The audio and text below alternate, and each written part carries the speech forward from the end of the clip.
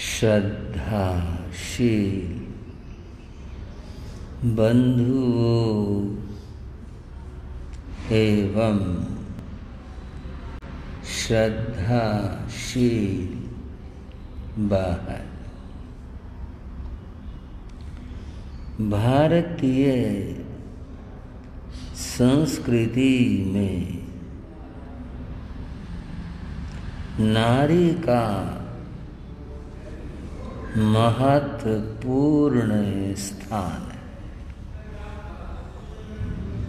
चाहे सामाजिक क्षेत्र हो अथवा राजनैतिक क्षेत्र हो या धार्मिक क्षेत्र हो, नारी की महत्ता सर्वत्र है। आज युग आगे बढ़ा तो वैज्ञानिक क्षेत्र का विकास हुआ, वहाँ भी नारी का महत्वपूर्ण स्थान है। बंधुओं, नारी के इन सभी विषयों की चर्चा एक लंबे समय की अपेक्षा रखती है। मैं तो थोड़ी सी बात धर्म जगत की करना चाहूँ। धर्म जगत में नारी का महत्वपूर्ण स्थान है। उस स्थान को समझने के लिए हमें दोनों पहलुओं को सामने रखना होगा, और वे दोनों पहलू हैं पुरुष और नारी। ये दोनों समाज रूपी रथ के पहिए हैं। गाड़ी रथ पहियों पर चलते हैं। अगर दोनों पहिए समान हैं तो वह रथ सम्यक प्रकार से गति करेगा। अगर वे छोटे और बड़े हैं या उनमें और किसी तरह का अंतर है तो वह रथ गति नहीं कर सकता। समाज में जिस जिस समय में, जिस काल में नारी और पुरुष रूप पहियों में समानता रही, यानी समाज में इनका बराबर का स्थान और सम्मान रहा, तो समाज रूप रथ सम्यक प्रकार से आगे बढ़ा। जिस जिस समय में इनमें भेद और अंतर आया, नारी को छोटा समझा गया, तब तब समाज में विकृतियां आई और समाज में अनेक समस्याएं उत्पन्न हुई। समाज का रथ आगे नहीं बढ़ा। ऐ पितु वहीं चक्कर काटते हुए खड़ा हो गया। बंधुओं, धर्म जगत की मैं कुछ बात कर रहा था। यूं तो दुनिया में बहुत सारे धर्म हैं, लेकिन संसार के मुख्य धर्मों की जब गणना की जाती है तो वे दो हिस्सों में हैं। एक भारतीय धर्म, दूसरे विदेशी धर्म। आप कहोगे ये भी अंतर होता है क्या?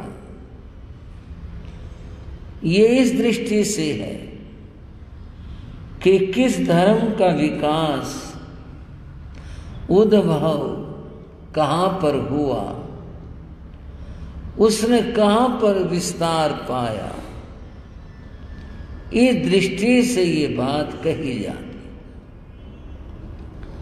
भारतीय धर्मों में 3 धर्म प्रमुख हैं। कोई ये ख्याल न करे क्या और धर्म नहीं है। धर्म और भी है, उनके भी लाखों लाखों अनुयायी हैं, पर मैं ऐतिहासिक दृष्टि से बात कर रहा हूं। ऐतिहासिक दृष्टि से भारत में 3 धर्म पुरातन माने जाते हैं। वैदिक धर्म, जैन धर्म और बौद्ध धर्म, ये पुरातन है। ये तो इतिहास से आप पढ़ लो। और जो वर्तमान के धर्म हैं, इनका विकास बाद में हुआ। पुराने धर्म यही माने जाते हैं।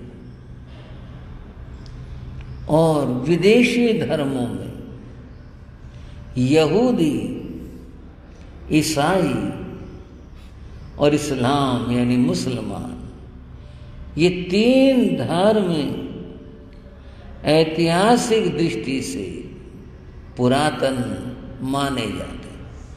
वहां भी धर्मों की और शाखाएं भी हैं, और भी धर्म हैं, परंतु प्रमुख ये।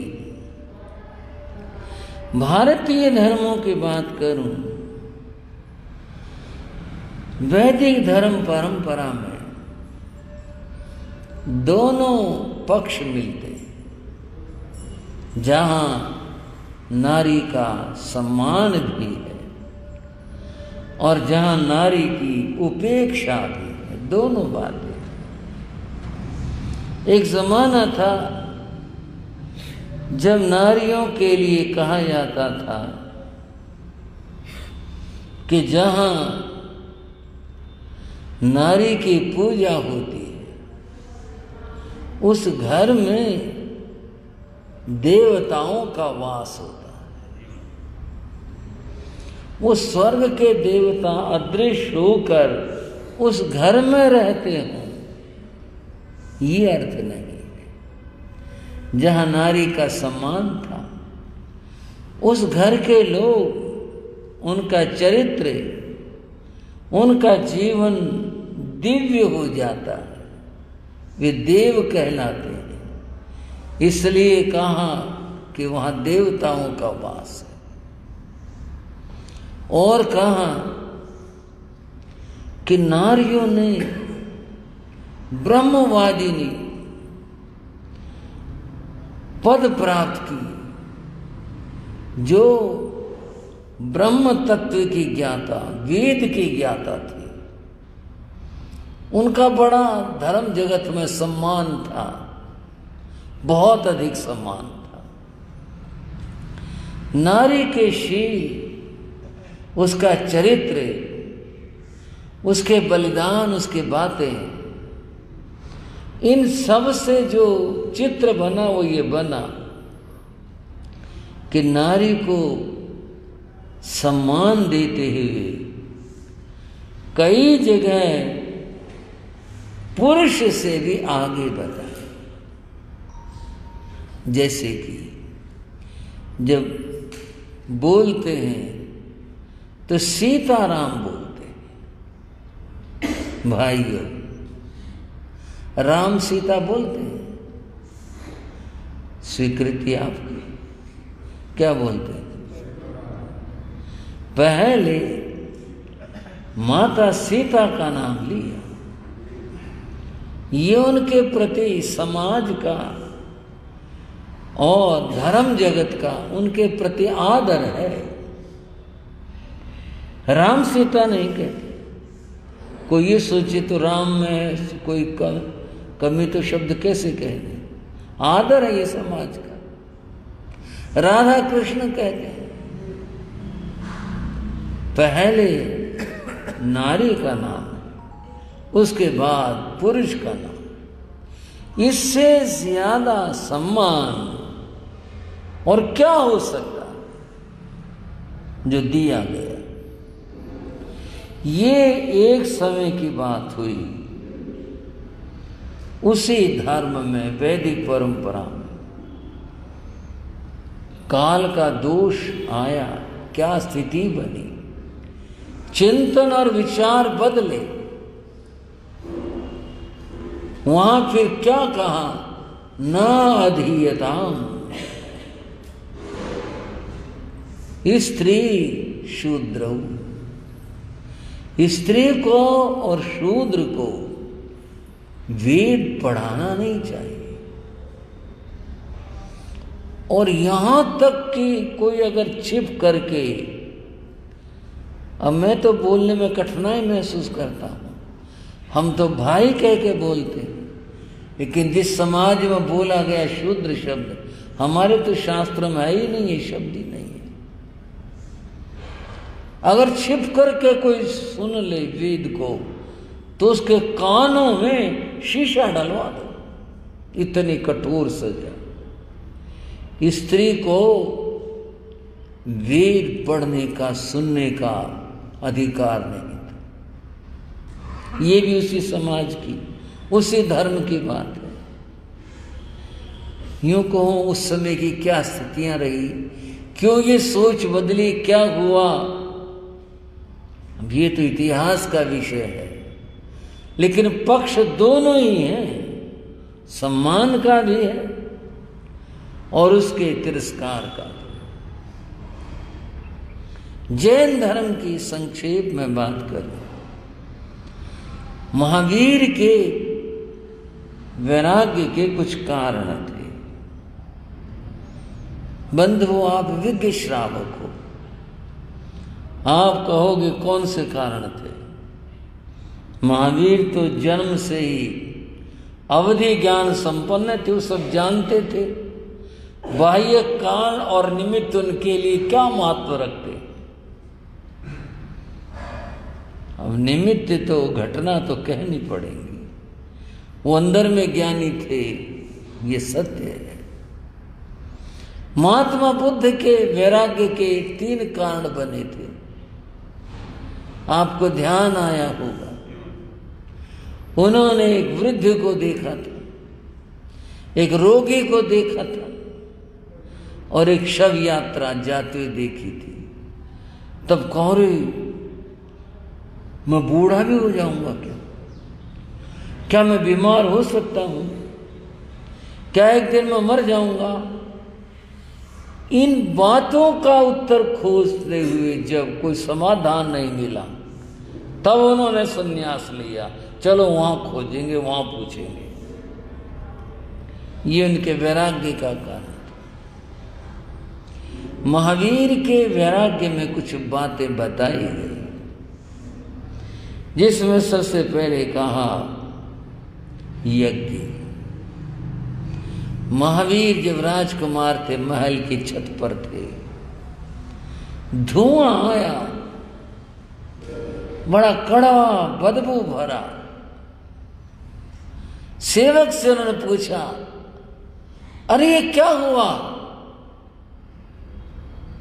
क्या जलाया, किसने क्या जलाया?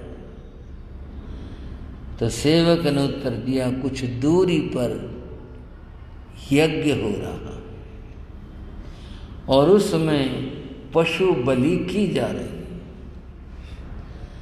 पशु को आग में डाला गया, होमा गया, ये उसका धुआं। अरे यह क्या धर्म हुआ जहां हिंसा हो? महावीर का वचन है, धर्म वही है जहां हिंसा न हो। जहां हिंसा है वो धर्म के नाम पर है या किसी भी प्रसंग में है, वह पाप है। ये महावीर की बात है। महावीर के जमाने में नारी की बड़ी दयनीय स्थिति। नारी का जीवन कैसा था उस जमाने में? दासियां तो थी अपनी तरह से। दूसरी बात, उस जमाने में नगर वधू बनाई जाती थी, सौंदर्य का विक्रय होता था, नारी खरीदी बेची जाती थी, बस देह प्रदर्शन यही उनका जीवन था। महावीर ने इसे देख करके कष्ट माना था। नहीं, ये भी आत्मा है, जैसे पुरुष की आत्मा ऐसी स्त्री की आत्मा। बंधु और कुछ निमित्त भी थे। तब उन्होंने नारी उद्धार का अपने मन में संकल्प किया था। महावीर की 5 महीने, हाँ जी आत्माराम, कितने दिन की तपस्या थी? 5 महीने 25 दिन की।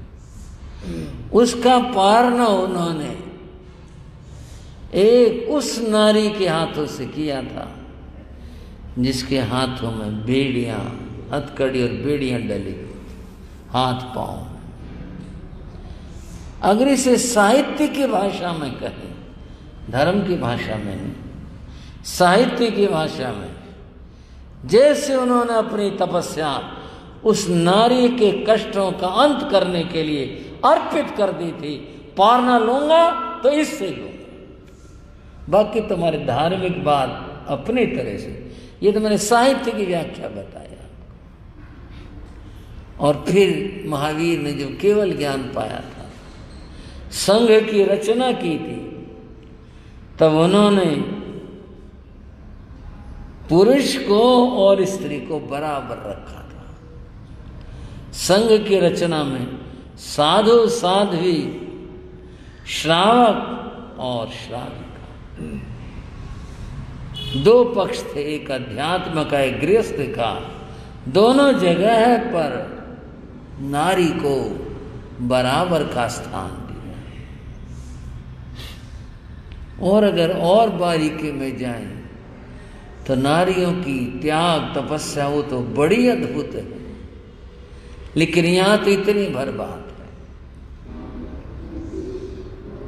बौद्ध धर्म के अंदर महात्मा बुद्ध ने केवल पुरुषों को ही भिक्षु दीक्षा दी थी, केवल पुरुषों को, स्त्रियों को नहीं दी थी, क्योंकि उनकी मान्यता थी अगर स्त्रियां इस जगत में संन्यास में आ जाएंगी तो यहां पर विकृतियां उत्पन्न हो जाएंगी। इसलिए उन्होंने स्त्री को स्थान नहीं दिया। स्त्री को स्थान तो तब दिया कि जब गौतमी आदि जो इनकी मौसी होती है और स्त्रियां वे बुद्ध की शरण में आई और उन्होंने कहा हम गृहस्थ में रहें कैसे, आप तो बुद्ध हो गए, हम कहाँ जाएं, हम कहाँ रहें, आपका रास्ता हमारा रास्ता है। बुद्ध ने स्वीकार नहीं किया। तब उनके शिष्य आनंद ने कहा कि नहीं, इनको भी धर्म जगत में स्थान मिलना चाहिए। तब उन्हें भिक्षु ने दीक्षा दी थी। तब उनके यहाँ भिक्षु ने संघ बना था। इस घटना के बाद में अगर हम थोड़ा सा देखें तो पहले भी इस बात के लिए तैयार नहीं थे। ये भारतीय धर्मों की स्थिति। जैन धर्म के अंदर नारी को बराबरी का स्थान मिला, ये बात सबसे पहले सबने स्वीकार की। विदेशी धर्मों में यहूदियों का विशेष वर्णन देखने में नहीं आया। ईसाइयों के यहां पर मरियम का बड़ा ऊंचा स्थान है। किसी ने कहा, इब्ने मरियम हुआ करे कोई, मेरे दुख की दवा करे कोई। मरियम जो यीशु की मां थी, उसका बहुत आदर है, बहुत स्थान है, बहुत उसके लिए वहां पर सोचा गया। कालांतर में ईसाई धर्म के अंदर जब सेवा का अभियान चला तो नारियों ने उसमें बढ़ चढ़ के भाग लिया। और कहने का तात्पर्य यह है, परंपराएं अपनी हैं लेकिन वहाँ महिला संत हैं और पहले भी हुए। और आज भी ईसाई धर्म के अंदर महिलाएं, स्त्रियां जितना काम करती हैं पुरुषों से भी ज़्यादा काम करती हैं। लेकिन मैं बहुत अधिकार के साथ नहीं कह सकता, क्योंकि उस धर्म की बातें, उनकी परंपराएं जितनी जानने में आई उसी दृष्टि से कह रहा हूँ। इस्लाम के अंदर भी स्त्रियों को विशेष स्थान, विशेष क्या कहूँ, बहुत ही कम है। पर एक बात है, हजरत मोहम्मद ने जब इस्लाम की स्थापना की तो सबसे पहले इस्लाम को अपनाने वाली एक स्त्री थी जिसने सबसे पहले इस्लाम को कबूल किया, और उसका नाम हजरत खादिजा था। हजरत खादिजा पहली औरत थी जिसने, पहले औरतों में नहीं दुनिया में ही सबसे पहले इस्लाम उसने कबूल किया। उसके बाद फिर और लोगों ने कबूल किया।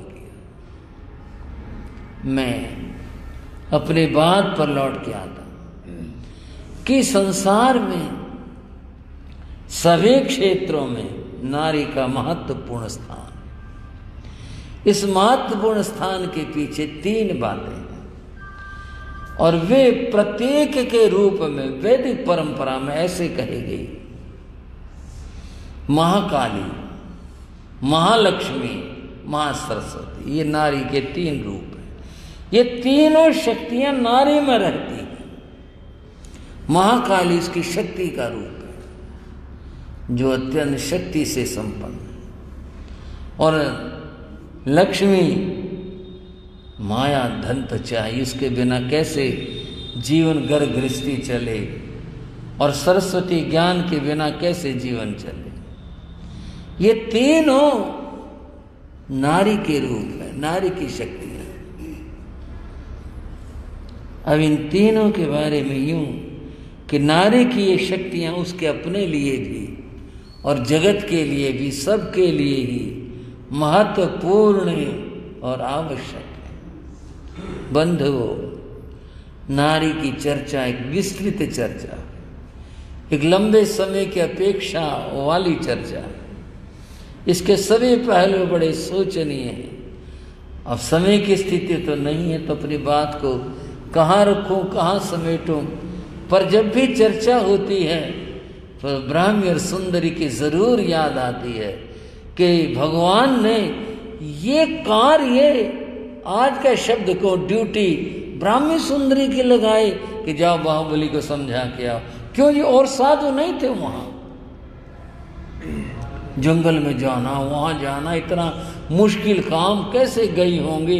इतने सारे साधु थे, उनको नहीं कहा जाओ उसको समझा के बाहुबली को वहां खड़ा हो, जाओ वहां जाओ तुम। किसको कहा? हाँ जी, ब्राह्मी सुंदरी को भी दे। है ना अद्भुत बात? कोई तो बात होगी। सारे संग में से सबको, सारे साधुओं को, सबको छोड़ करके भगवान ने, ऋषभ देव ने कहा ब्राह्मी सुंदरी को तुम जाओ और बाहुबली को समझाओ। बंधु ऐसे चरित्र बहुत है, बहुत सारे हैं। गुरु महाराज की कृपा से मैंने कुछ कोशिश की थी लिखने की, और उसका नाम है नारी का प्रतिबोध, जहाँ नारी पुरुष को रास्ता दिखाती हैं। उसमें रथनेमी चरित्र भी है, भवदेव भावदेव चरित्र भी है, राम चरित्र भी है। जब सीता को वन में भेज दिया और लक्ष्मण वापस लौटने लगे तो सीता ने कहा था मेरा एक संदेश राम को दे देना। बोलो मत, क्या संदेश है? राम को ये कहना, उन्होंने लोक चर्चा में आकर मुझ निर्दोष को निर्वासित कर दिया, निकाल दिया। इन लोक चर्चाओं में आकर राम से कहना वो अपने मर्यादा और धर्म को ना छोड़ दें। आती चर्चा में आ गए, वो मेरे को निकाल दिया। कल कोई चर्चा उठा दे इस तरह की मर्यादा के बारे में और धर्म के बारे में, और वो धर्म को भी छोड़ दें, उनसे कहना धर्म ना छोड़। जब लक्ष्मण जाकर ये बात राम को कही तो जैन रामायण के अनुसार राम रोए थे, धन्यो सीता तूने वहां जाकर भी मेरा इतना ध्यान रखा। बंधु वो बहुत चरित्र है। बात आधुनिक समय की करते हैं। महावीर के शासन में जो संत और साध्वियां हैं, इनको मुक्ता माला कहा गया, मोतियों की माला। एक मुक्ता मोती बड़ा मूल्यवान है। और बंधु आज आप जिनकी चर्चा सुन रहे हैं, महासाध्वी शमणी गौरव श्री शक्ति प्रभा जी महाराज, कितने महान साध्वी हैं। हाँ, पानीपत वाले सौभाग्यशाली हैं। आपको ऐसे महासाध्वियों का सानिध्य प्राप्त हुआ है। सदैव यहाँ पर विराजमान महासाध्वी जैन ज्योति उपप्रवर्तनी श्री कुसुम प्रभा जी महाराज, उनके मंगल दर्शनों का अवसर प्राप्त होता है। और बड़े महासाध्वी उपप्रवर्तनी श्री कैलाशवती जी महाराज, उनकी महिमा तो क्या कही जाए, पानीपत निवासी अच्छी तरह से जानते हैं। उनका ये समस्त साध्वी मंडल कितना संयम निष्ठ, तपोनिष्ठ, ज्ञान युक्त, कितना भाग्यवान साध्वी संग है। छोटी बड़ी सभी साध्वियाँ कितनी अच्छी हैं और कितनी महान। महासाध्वी श्री शक्ति प्रभा जी महाराज, वो तो अग्रिम पंक्ति की साध्वी हैं। उनकी बात बड़ी अद्भुत है। बहुत ही उनका जीवन सधा हुआ, संयम से तपा हुआ अद्भुत जीवन।